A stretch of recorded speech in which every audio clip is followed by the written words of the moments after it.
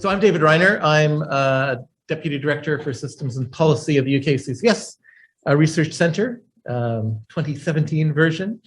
I guess Jen, who just left, is the Deputy Director incoming for the Network Plus.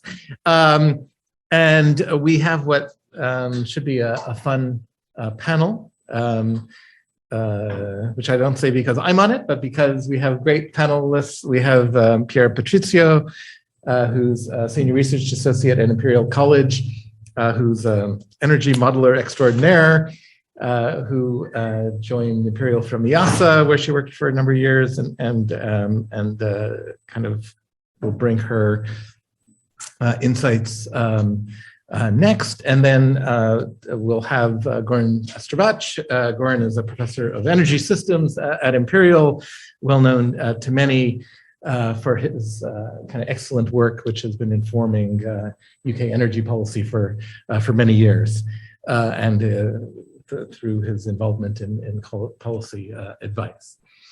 So we'll have, as I said, the three talks all kick off. Oops, that's a bit funny. And talk about some of the results that we have from a recent survey that we've done as part of the UK CCS Research Center. So I'll try and talk through some of those results in about 10, 15 minutes or so. If there are any kind of pressing questions, you can ask after each talk, but maybe we'll try and reserve enough time at the end for a discussion with the three panelists, if that's okay. So without further ado, I'll press on. Oops, sorry, use this. So we've been doing this for a number of years, and there's some striking findings when you look kind of historically. I've been trying to do it roughly once a year. This is kind of this version of the UKCCS Research Center, and the previous one. So we've been doing it since 2013 or so, and you see that if you ask about issues facing the UK more broadly, there's kind of a wide range of issues that come and go. Right, in blue and yellow, we see Brexit and Europe, peaking ironically after the referendum. And through 2017, 18, 19 was very much a top issue. Immigration and asylum prior to the referendum was obviously a top issue. Some of those issues clearly have sort of largely gone away. Other issues come back occasionally. Crime comes up and down. What is maybe notable is the environment as an issue has steadily been increasing in terms of its saliency. So from levels of maybe 10% in kind of the first 5 years or so of this time series, that number is more than sort of roughly doubled, and politicians are aware of that. Politicians pay attention to the fact that environment is starting to matter more.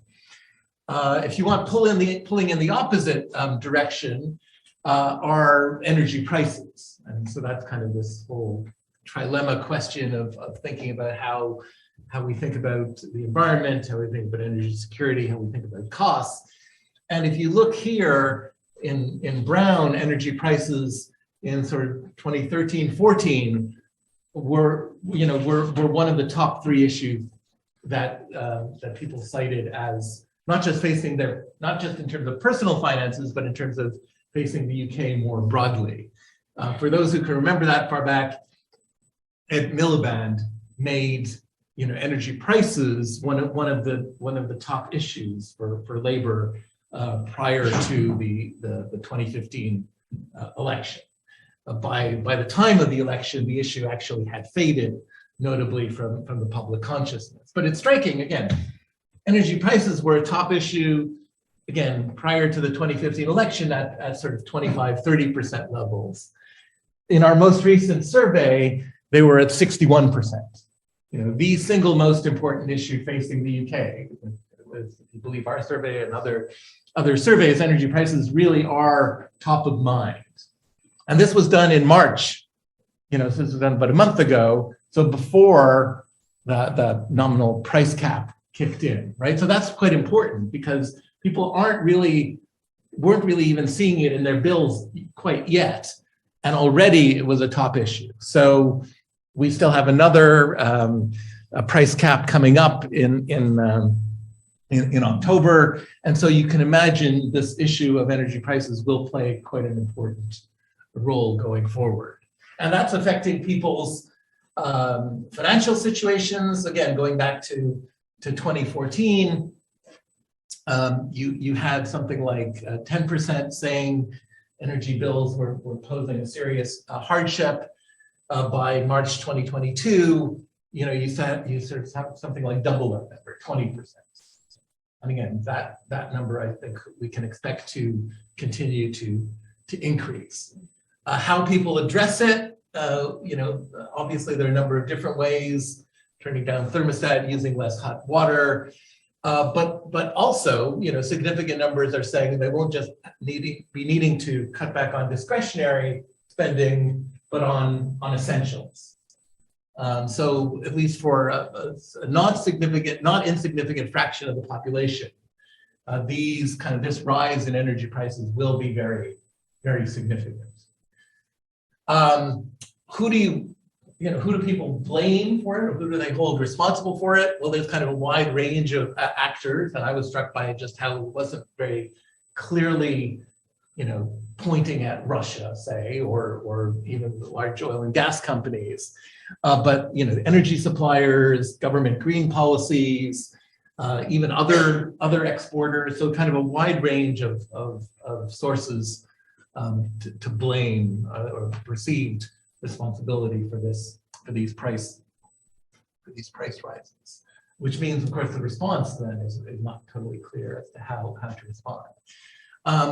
And I think another key issue here is kind of misperceptions. If you look at how people believe where their money on their bill goes to, almost a quarter of that is seen as going to profits for the companies. Another 20% is seen as going to taxes, and government support for low carbon energy. So that's kind of would make up the majority of what people think their bill goes to, right? And they're paying several £100s a month now. By contrast, if you actually look at what Ofgem shows where people's bills are really going to, we have 5% VAT on electricity and gas, so it's only 5% taxes. Profits are a couple of percent. Government support is a bit less than people anticipate, and much of the cost is going to things that essentially the services that are being provided to them. But that discrepancy between what people perceive their bills going to and what it goes to in reality can have a big impact on the politics of all this. We also ask what people think they should be doing to reduce their energy bills.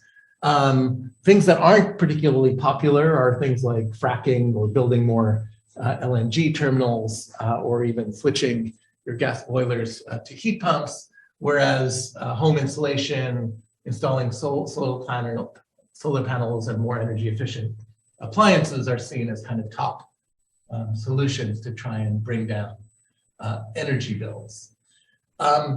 People, at a time of this stress, we actually also find that people are maybe, I don't know, increasingly, but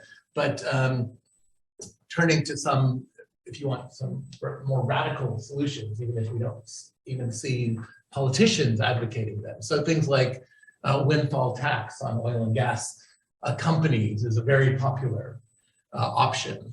Some existing policies like winter fuel payments are quite popular, whereas other measures like the what is it called? The loan not loan, which is this one here, this £200 upfront loan you then need to pay back over the next 5 years that the chancellor brought in is not seen as particularly popular. But it is interesting to think that at a time of kind of populist attention to energy bills, what sorts of policies we might see enacted. So that's kind of on the kind of energy security, energy prices side. I did want to also show, as I said, we've been doing these surveys for a while. I wanted to show a little bit, and it very much came up in the last session with Mathieu's presentation on MOOCs and other things. Despite what I would say the very good work that this community is doing, it is striking how the public is almost completely immune to this, right? So, we think, oh, well, there's all this more attention to this, but in policy circles, in reality, the people who have never heard of CCS, which you can, when you ask a survey question, people always try and overestimate their understanding, right? So people aren't going to say they don't know anything about something. And so the fact that 40% for the last decade have happily said they know nothing at all about CCS is pretty telling. The number who say they've heard before but not at all familiar is another, 20 odd percent. And the number who say that they're, familiar or very familiar or somewhat familiar is kind of added together, maybe 10, maybe 15% of the population, and that number hasn't really changed very much. Another way we can see that is in terms of some of the responses they give in our survey questions. We don't find particularly a large change in policy preferences for something like gas CCS, with lots of people who are either say they don't know or neutral, meaning they don't have a strong opinion. By contrast, other technologies like solar are very popular, but at least we're not geoengineering, which people really, again, you give them very little information. They don't want sulfate aerosols to be sprayed into the stratosphere. It is striking, though, that again, people's understanding, and this correlates to the fact that more than half the sample, more than half the sample probably don't know anything about it. Just don't want to give you answers, and when they give you answers, it's not necessarily correct. So you might think it's a good thing that more people think that CCS can reduce climate change than those who don't think it can reduce climate change. If we ask about ozone depletion, they also think CCS is going to be addressing ozone depletion. So there are big questions as to people's understanding and perceptions of CCS.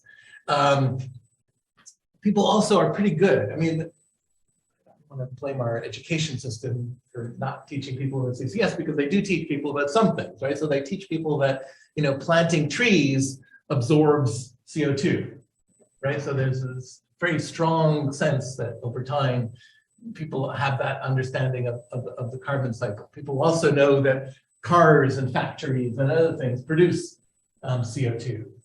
But it is, and it's, CCS has been around for maybe a decade or so in the public consciousness.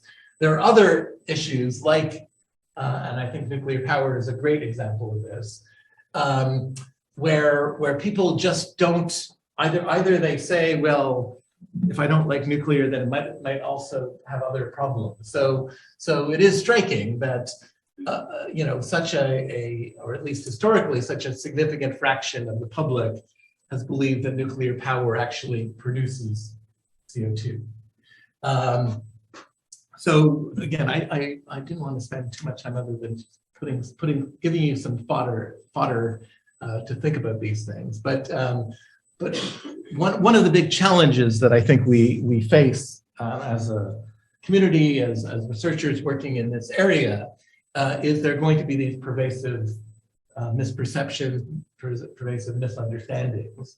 And if you can see it for an issue that has been around for a half century or more, like nuclear power, it's going to be particularly challenging for an issue like CCS at a time where there's pressures, both in terms of the cost and energy security side of things, right? We haven't quite seen this ripple through into, okay, well, you're asking us to pay for gas from Russia or other places we don't like. Our bills are already very high, and now you're going to be potentially adding cost to that at the same time that we have a lot of, potentially uncertainties or at least misunderstandings or concerns that people might have with regard to the technology. Okay, I'll end there because I wanted to give more time to our excellent other speakers. So Piera, you have the floor. Well, today I'd like to discuss a little bit, we're still in the kind of like social science, but more in a quantitative way, let's say. And I'd like to discuss a little bit some recent work that I've been doing together with some colleagues at the Center for Environmental Policy that address the issue of quantifying the socio-economic impacts of low carbon investments, and whether or not, or trying to answer the question on whether or not these investment actually narrow or widen existing economic imbalances. So I think this is kind of like a well-known issue, and it's very mainstream at the moment, because also with the face of the COVID pandemic, we've seen that there are a lot of interest in trying to combine emission reduction and low carbon investment with green growth. So, of course, the UK Industrial Decarbonization Challenge is an example. The Green Deal in Europe is the same. The job plan in the US, again, the same. But one important point that needs to be remembered is the fact that these investments are going to be overlaid into existing economic structure, and they might then lead to uneven economic development.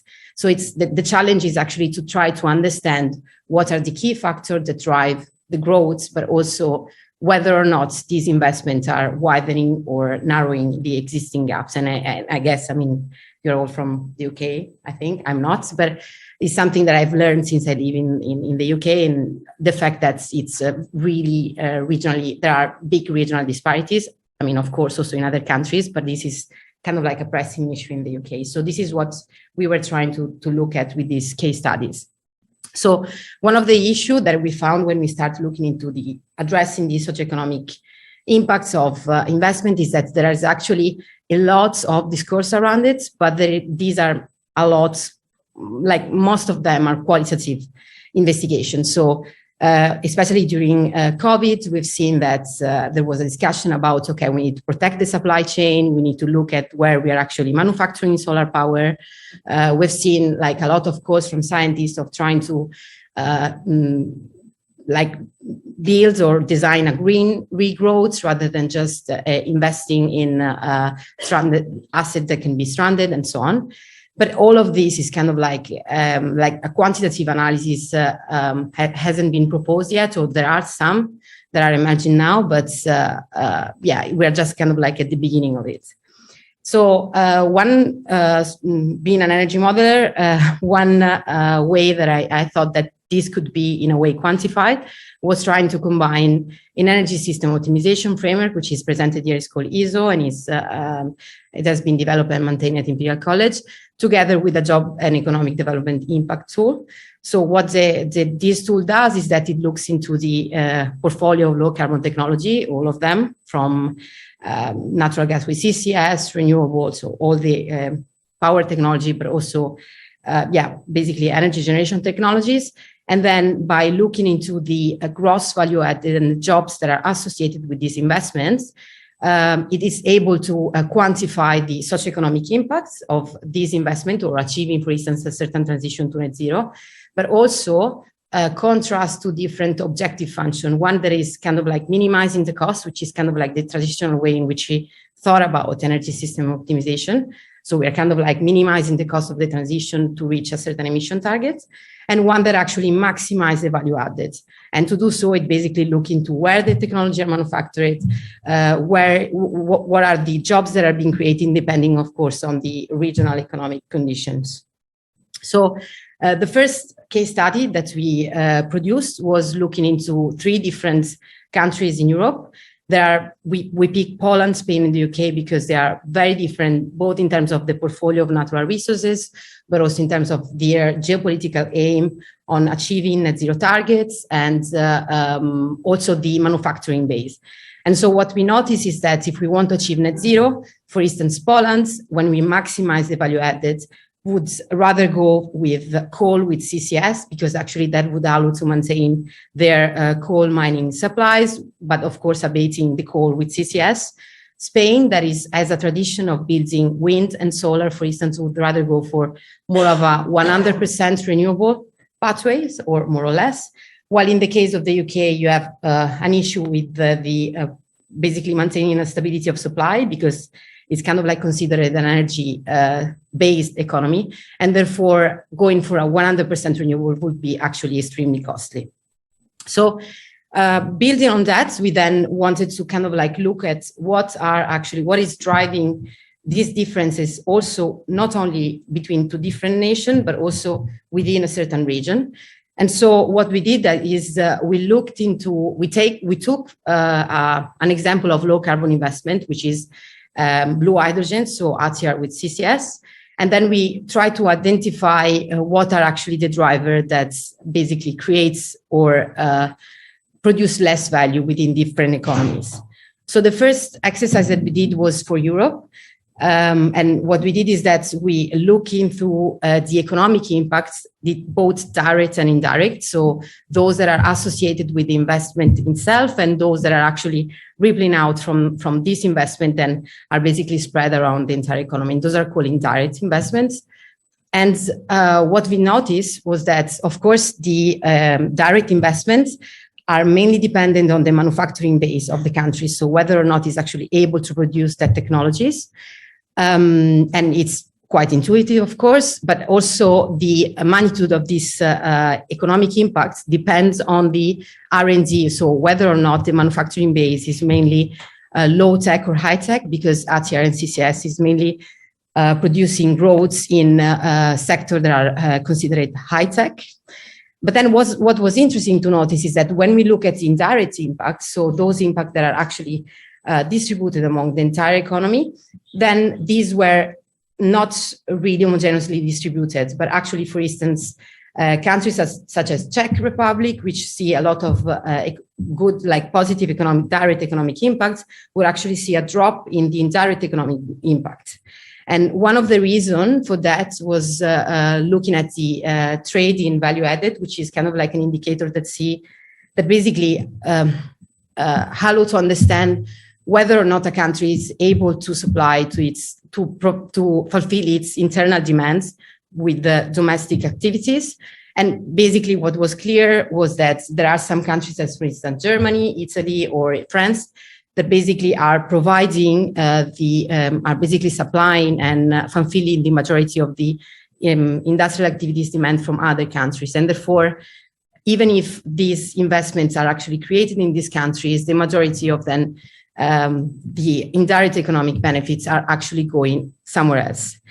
So with these insights, then we thought, okay, let's look at the UK, which was, of course, of interest because of these regional imbalances that are already in the countries. And while we have seen today also already the discussion about how different these industrial clusters are, and of course, also because of the different energy portfolio of this industrial cluster, depending, of course, on the industrial composition, then investing in blue hydrogen or either ATR with CCS would also provide different decarbonization opportunities and also economic benefits.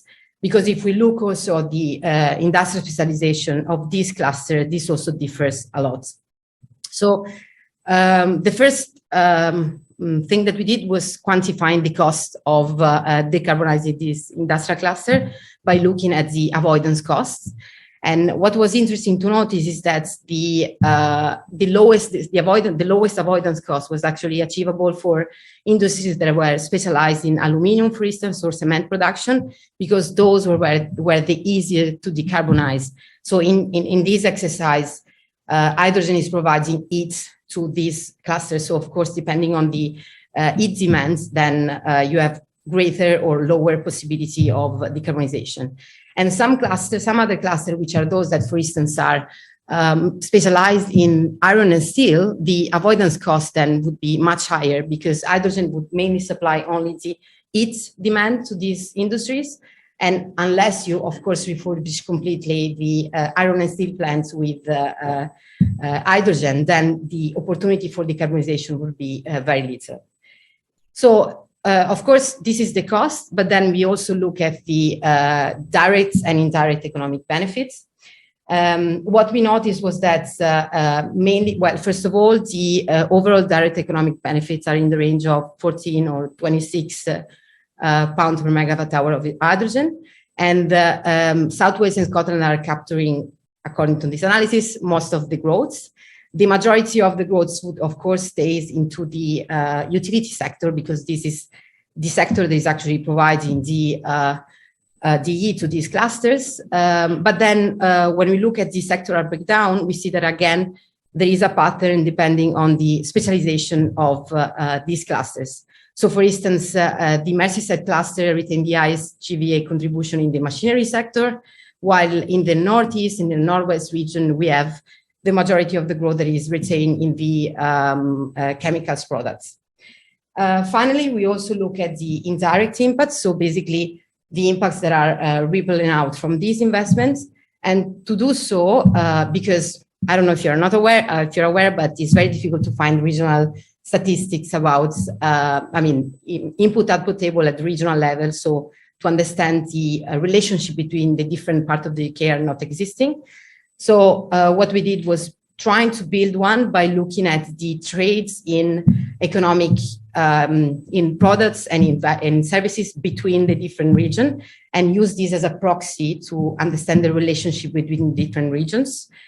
And what we've seen is that the interregional connections, so the connection between the different regions in the UK, play a different role within the different regions. So, for instance, when we invest in the Northwest cluster, then we can see that there are economic linkages across all the different regions in the UK, while other regions are more isolated, and that means that investing in that particular cluster would then not create other economic benefit within the other region. So that was just an exercise, let's say, to kind of like quantify, find a way to quantify these impacts and understanding what is actually driving these economic imbalances and whether or not it would be possible to narrow in on widening these gaps. What was clear was that for sure there is not one size fits all solutions, and that in the case of the UK, from our analysis, it's actually the connection between places that matters. But that's in any case, the decarbonization, the low carbon investments are going to create for sure winners and losers, and the local factors are going to dictate in the size of the economic benefits that are generated by low carbon investments. And that's all from my side. Yeah, thanks very much. I mean, there is some link, but we can discuss this maybe in the later session. What this is trying to do in here is to give you regarding the role and value of this carbon capture and storage in getting to the zero carbon energy system. And this is where our work has been focused upon. This is just to give you a little bit of the context, and then also base case scenarios. We're also going to look at some of the scenarios which we have been received from government in terms of decarbonization, and then see how they compare and what's the role in this context of the carbon capture and storage. And we'll see the core analysis. So this is just to give you a quick. We won't go into this. Okay, this is just to show you what is the energy requirement. So the first one in here, you can't read this over here. This is the domestic electric heating. This is not domestic electric heating. This is then going into the space heating in domestic sector. This is industrial sector. We also have also the hot water heating both in domestic and industrial sector, and also industry high temperature heat and so forth. So this is just to show you that there is all of these aspects are included in the analysis. And the core focus was on getting to net zero 2050. And just to give an example, is about how we're gonna obviously decarbonize this. But one of the costs which I want to focus upon quickly is to do with the decarbonization pathways for heat, because you may know that there is very kind of big differences in views and regarding how we're going to do that. And it's just to show that I'll show you we've got the in here the hydrogen decarbonization pathway. So we would move from gas to hydrogen. The other one is not we're going to electrify everything, or we're going to use in here hybrid heat pumps, which is to combine electricity and gas, and then see what that is and how that works. And also this needs to include, you will see in a minute, needs to include also negative emissions. This is where the BECCS and DACs come inside, and we have used the information which is provided again by government and industry regarding the characteristics of it and so forth. This is just a high-level picture of our whole system modeling, which includes the interaction between different energy vectors, which is very important to understand. We'll see some of these results in there. And also goes into in terms of the spatial granularity, it's also unique. It looks into the street level infrastructure together with national infrastructure and international infrastructure. This is where our work has been working very hard on this area, but also one of the key aspects of this modeling is also this ICE modeling integrated conservation system is also to do with the time granularity. We go from seconds time scales to multiple year time scales, because when we move to this area with significant amount of renewables, it's a bit technical. The management, the balancing of demand and supply is exponentially becoming more difficult, and to this regard is really important. It's just to say that this is included in this modeling, and this is the kind of the key results regarding the heat decarbonization. Just to give you an example in here, so we've got in here hydrogen, electric, and hybrid. And what turned out to be the case, that hybrid with using actually gas in 2050 turned out to be most costly, most cost effective. It's nearly, 18 billion pounds per year cheaper than full electrification. And again, it's obviously based on the input parameters, and there are some, we come on, but this is saying fundamentally that just to say that, this is to do with when we decarbonize heat, that we have what's called hybrid heat pumps. Some of the heat comes from electricity, but also gas is in there. Although the volume of gas reduced order of magnitude, but the value has increased massively, because we do not need to. You can see in here, for example, that the costing of the heating system is massively lower, and also that we would need to spend much less on reinforcing the electricity infrastructure, because if you do everything, you will need to dig all the roads and to put new cables in. But if you use gas, for example, the extreme conditions is very cold, you can actually use a bit of gas. So the volume of gas is reduced 10 times, but the value is massive. This is why, in broad terms, is this the cheapest way. The second one, again, it's given by the assumptions, is to do hydrogen, and the most costly in here was to do with the full electrification. And just to mention that this is to do, just to give an example, for example, with this, when we work with governments, the heating system currently can deal with kind of extreme weather conditions. Say once in 10 years' time, there will be, say, -10 for a week. There will be no wind, for example. Yeah. And the gas system, how are we going to do that when we do these categories? And this is something that you would need to have a heat pump which is potentially 2.5 times bigger to be able to provide heat during these extreme conditions, which would then require very significant investment in the electricity structure. That's why this is the case. There is and everything is fundamentally driven by the fixed cost. The operating cost is small, although this is based on before the Putin and this work. But even if the gas prices increase more, it would not have impact because the volume of gas in here is very small. But we will do that analysis to see what that means in terms of now this increase in the heating system, in the gas prices and so forth.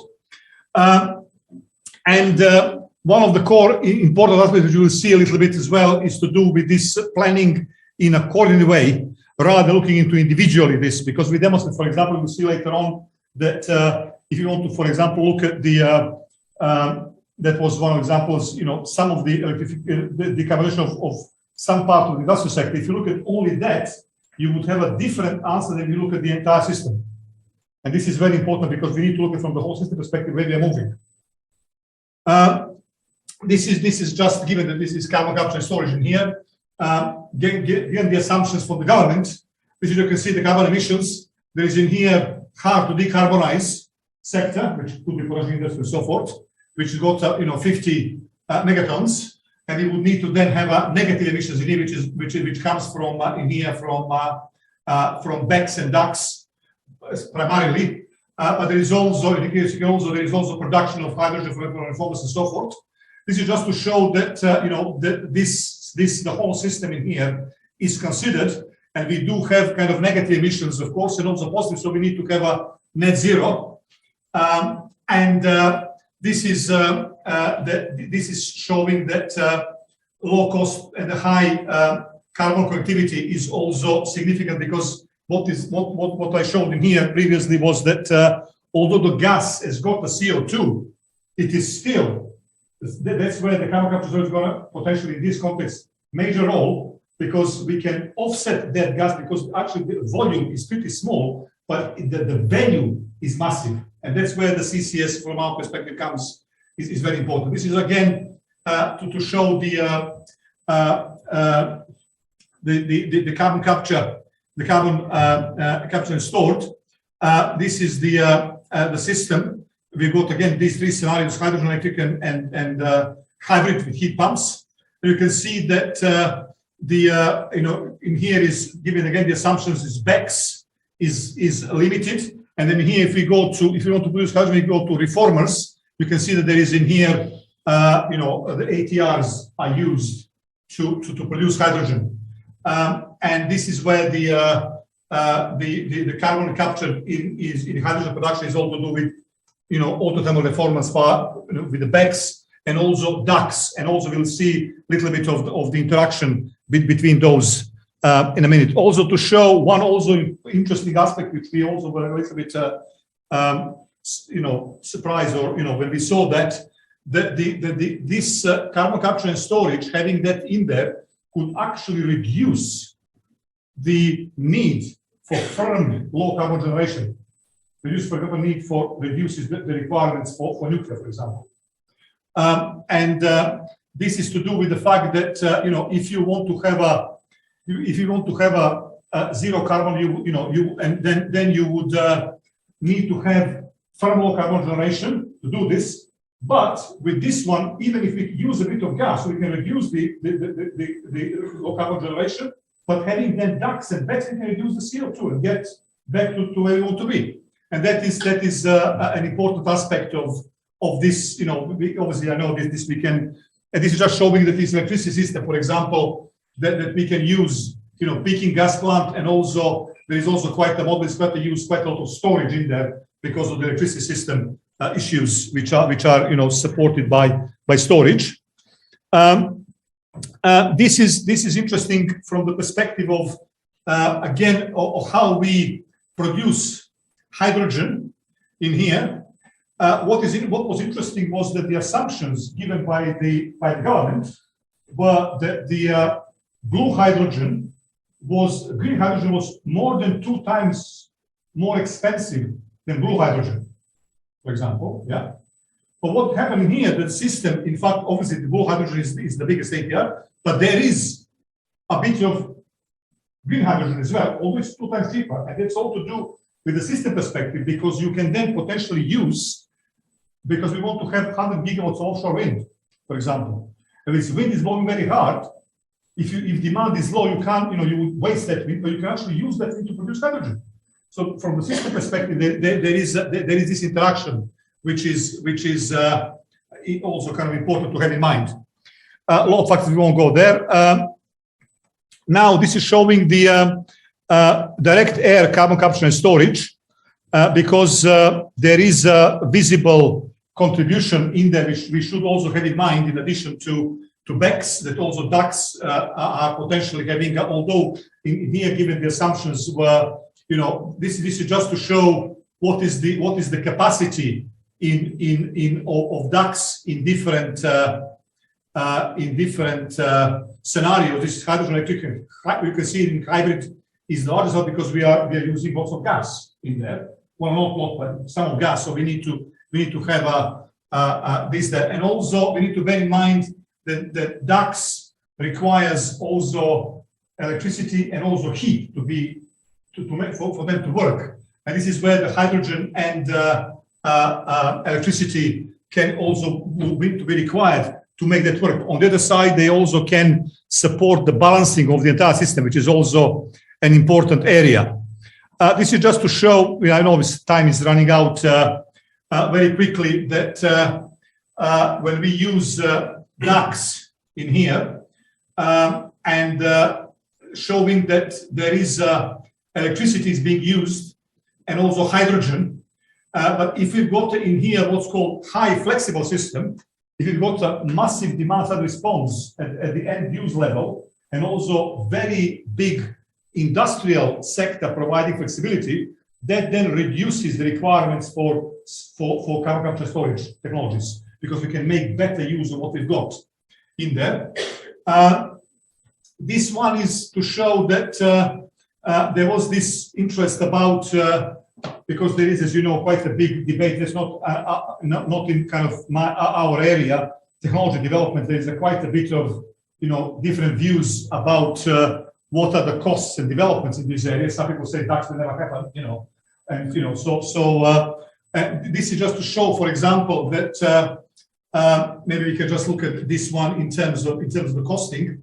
If we say the DACs will not happen because in here the costs were 100 times bigger, then you can see that that there is a very significant, it's a kind of 22 billion pounds per year more cost than if we were able to use DACs at the price, because just to highlight again, this is all 2050 scenarios. So this is what people are telling us what is going to be the case in the longer term, as to how that can be achieved. It's just to show that there is massive difference in here. On the other side, if you've got a very, very flexible system, when we've got a massive demand side response and also very cheap storage and so forth, then you can actually make that, displace some of these DACs with flexibility.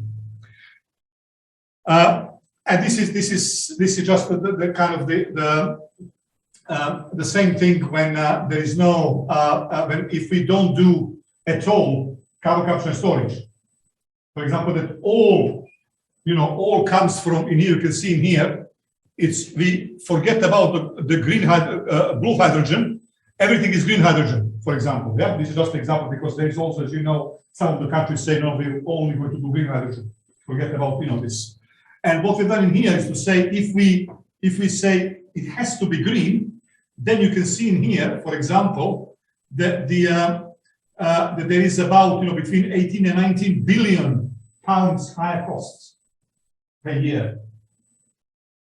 If we say forget green hydrogen, forget the CCS. But again, it's all to do with the with the fundamental assumptions. But it's just to say you can see in here that we've got that most of the hydrogen production here is blue. There is obviously, you can see there is also green in here, but it's relatively small. While in these two, we say forget blue, everything has to be green, and the costs then increase for significantly.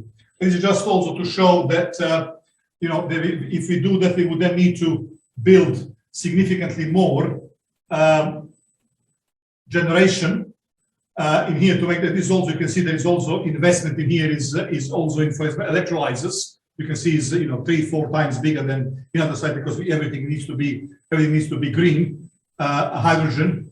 And this is also showing that we would need to then increase. You can see that for example, offshore wind will need to nearly double the offshore wind to be able to produce that amount of hydrogen. This one is also potentially interesting. This is to show that if we do only green hydrogen, we would also then need to have, you can see in here, very significant amount of hydrogen storage. Because what happens when wind and stuff is not working, we need to have storage to do that. But if you got the blue hydrogen, that's much less. You can see in here, and also so there is also potentially significant cost associated with because we will need to have, you can see in here, 76 terawatt hours of hydrogen to be able to deal with these situations. This one is just an example showing that if we have to offset this was the 50 megatons, what the implications will be on the system. And this is just to show that because some people say, well, forget about this. Let's see what you can see here that if we don't need to do this 50, there would be about 7 to 8, 5 to 4 billion pound savings. If we say let's leave this, let's continue having these 50 megatons. This is just to show what the implications are. Also, what this is showing as well, we also demonstrated that given now this, as you know, interest in nuclear and so forth, that we could actually use nuclear and link that with ducts, because you need to have heat, and you know that when you in the nuclear power station, there's a huge amount of heat being wasted. But if we use that heat to supply ducts, in that context, we would then have a higher capacity of ducts, which is showing here. But you can see here it's about savings. It's about 500 million per year savings if we link the ducts with the nuclear power stations. This is also showing let's go on to. This is showing where these differences are. You can see that in here that we would, for example, have install more ducts, which is going to cost more money in here. But also we are going to have a significant reduction. You can see in here, in for example, in distribution networks and so forth, because we can now make use of the heat wasted to produce to support ducts, rather than having infrastructure which is going to do that and use energy from elsewhere. This is just to show that obviously there's many tens of different technologies which are considered in here, and this is just again a quick example to show the again this is slightly different assumptions in here, but this is showing how these ducts and if we want to go to negative emissions, you can see in here what the implications would be in terms of you can see here in terms of the cost in here. So this is just showing that if we use even if the cost of ducts is high, and you can see we've got in here again different assumptions based on kind of discussions with government and the ministry and so forth. If the ducts in 2050 could be say 44.4 tons per CO2, but could be also 133, because this is a long term. So how it's going to look like? This is just showing that even if we go to this zero carbon, that even if the prices are high, that there is still benefits of having ducts in there. They're reducing the cost. But if we want to have a much bigger ambition to go to say negative emissions, that would then increase the overall cost, which is fine, which is what was going on in here. This is also just to show the carbon emissions with the, again, using this heat pump, hybrid heat pump system, which has got the positive emissions, and then ducts will offset that. But if we go to this negative emissions, then we're going to have a, obviously then negative emissions that's going to support the decarbonization.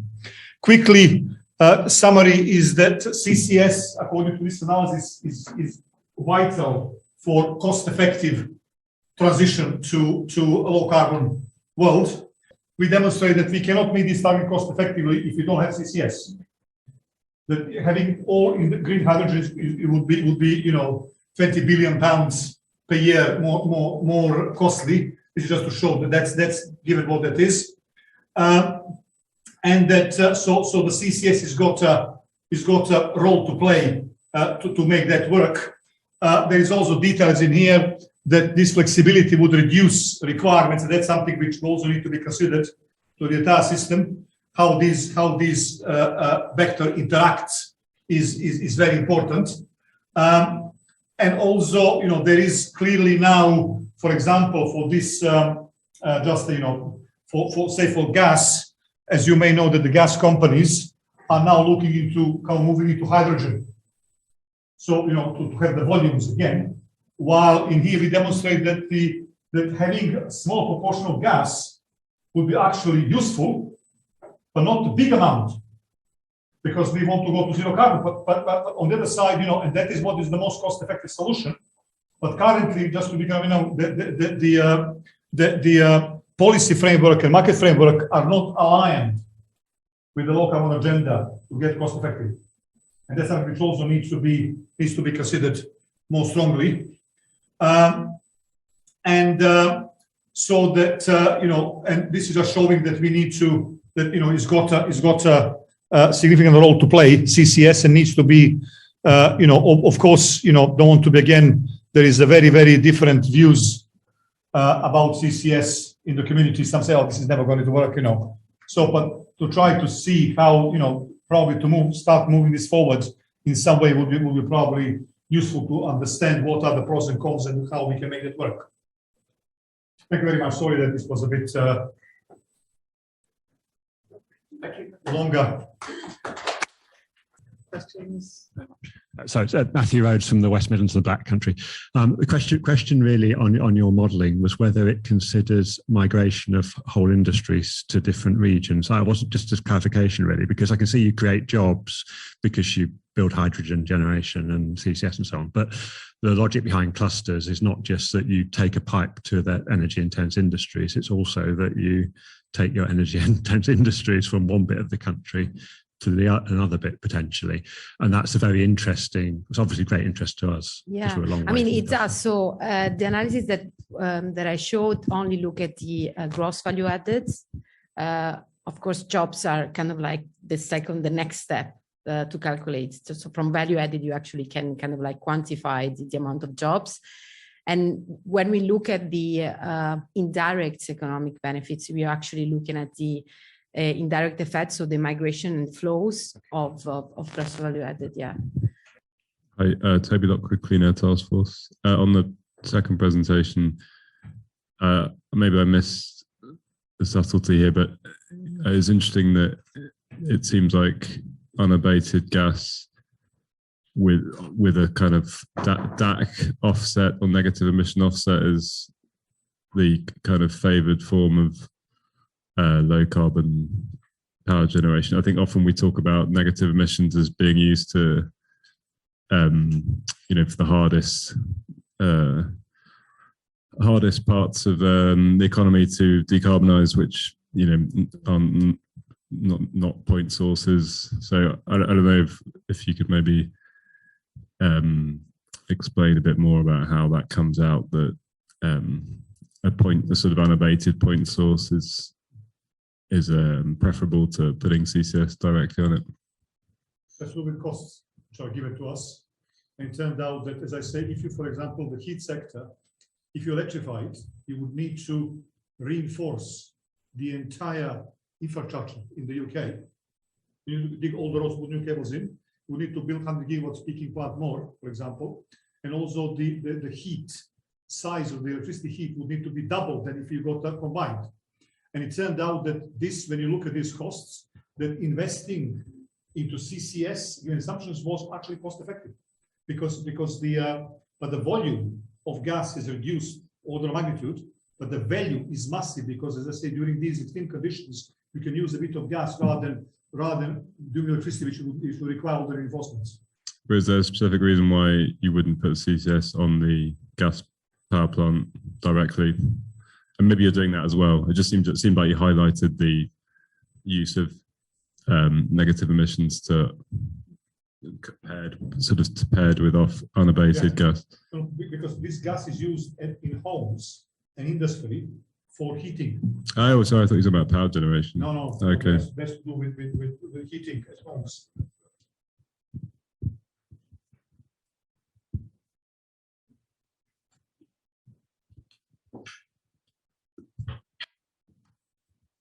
Thanks.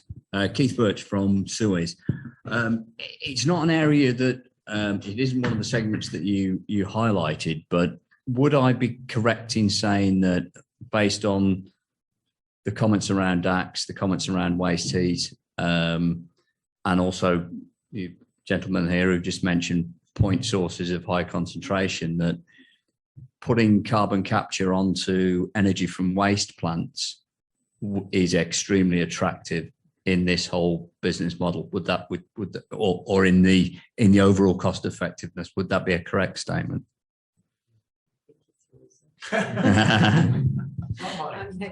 Yeah. Well, are you asking? What are you asking?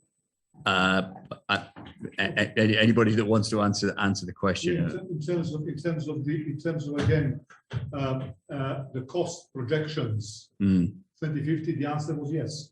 Yeah. From a cost perspective, you mean? So that the question is if it's cost efficient or is. Yeah, I guess I mean if you can make something like DAX be cost efficient, but you know, in order to achieve DAX, you are investing and you're building a completely new plant, and then you're using some energy which could be used elsewhere in order to do that. Whereas something with like an energy from waste plant, about 60% of which is of biogenic origin of the fuel.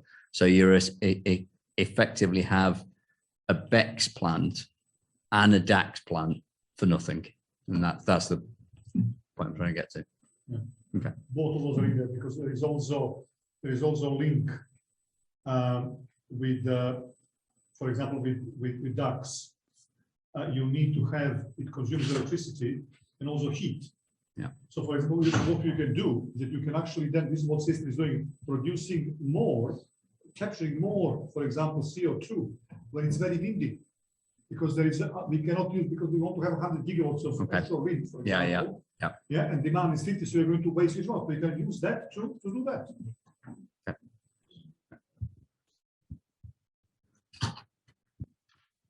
Chances the microphones here. Just a quick question around the colours of hydrogen that we talk about. So we've seen a lot of talk about blue hydrogen, green hydrogen today, and we're kind of now seeing policy almost forming around that because we're basing our cost assumptions on that. I'm wondering if we're still looking at other forms of hydrogen production, for instance, end user based hydrogen electrolysis, so you can do things like load balancing and grid balancing. Are we still looking at alternative hydrogen production methods other than these green and blue sort of umbrellas that we're used to talking about now? Well, there are technologies, for example, this fuel cells, for example, reverse, which is now not really in China, but we've got the information, so we're going to do some analysis to see what is the overall value of those, from the whole perspective. But you're absolutely right in terms of, although in here the assumptions, one of the assumptions given government and the industry was that blue hydrogen was more than 2 times cheaper than green hydrogen. Model decided to have about 20% of green hydrogen production. And that's all to do with the whole system, because you can make use of wind and renewables. You can optimize that rather than waste them. You can actually use that and produce hydrogen, which you need. Yeah. So, but it's both of those are in there. Thank you. But more generally, there is a lot of work going on, a whole rainbow of pink and purple and paralytic and Yeah. fusion at work going on. Yeah, I never see such a massive disagreement in the community. Oh, no. About- Also on natural-based solution against technical one. That one is. Yeah. Another channel. There was a.